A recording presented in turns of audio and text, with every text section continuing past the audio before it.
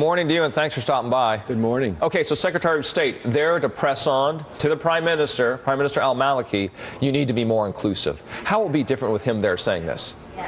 Well, I think at this moment, unfortunately, we're grasping for straws, and I think that what Maliki has failed to do was to be inclusive, and in my opinion, he's part of the problem, not part of the solution. But he is there. He was elected democratically.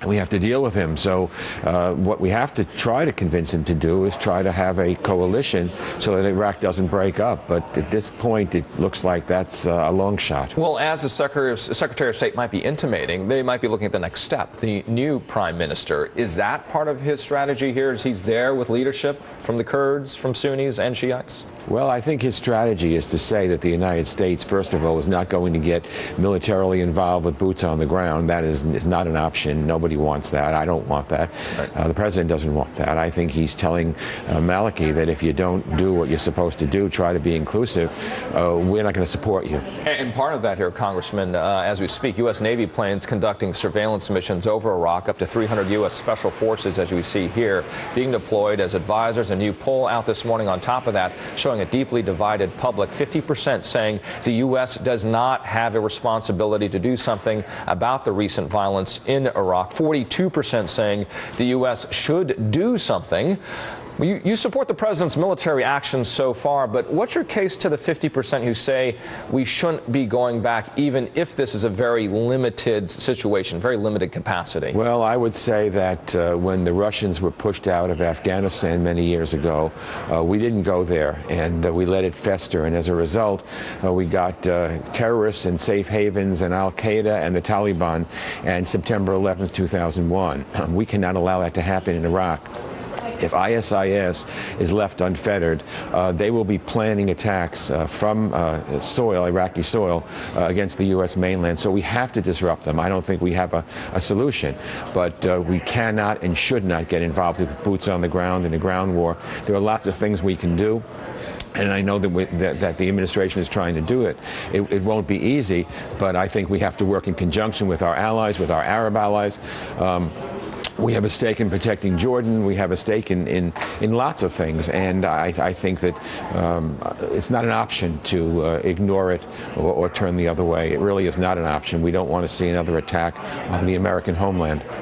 The Wall Street Journal front page, Mideast splits bedevil West. In an interview with Morning Joe's Mika Brzezinski, the president talked about that difficulty, the challenges in responding to the fast-moving changes in the Middle East. Let's listen to that first.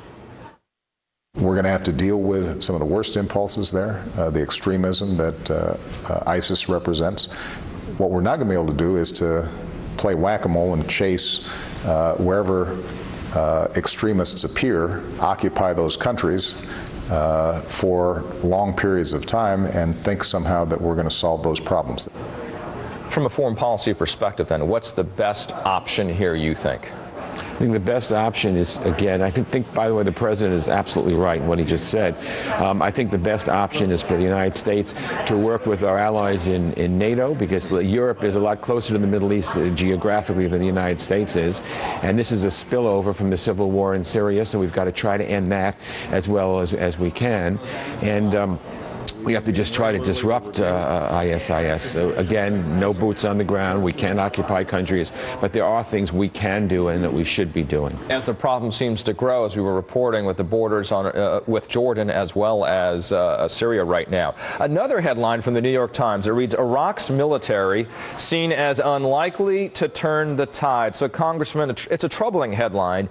Military experts telling the Times that about a quarter of Iraq's military forces there are combat ineffective, 1 out of 4. Its air force is minuscule, and it also says its troop morale is low. How could that happen based on the investments? It's a question you've heard that the United States has made, not only in training, but also in money.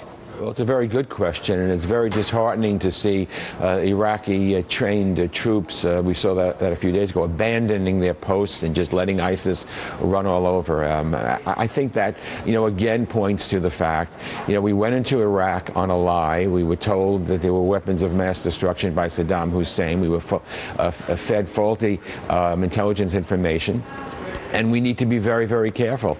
But it's a fact. I mean, I think Iraq will probably break up. You know, these are the old colonial drawings of nations, and there's nothing that says it has to stay that way.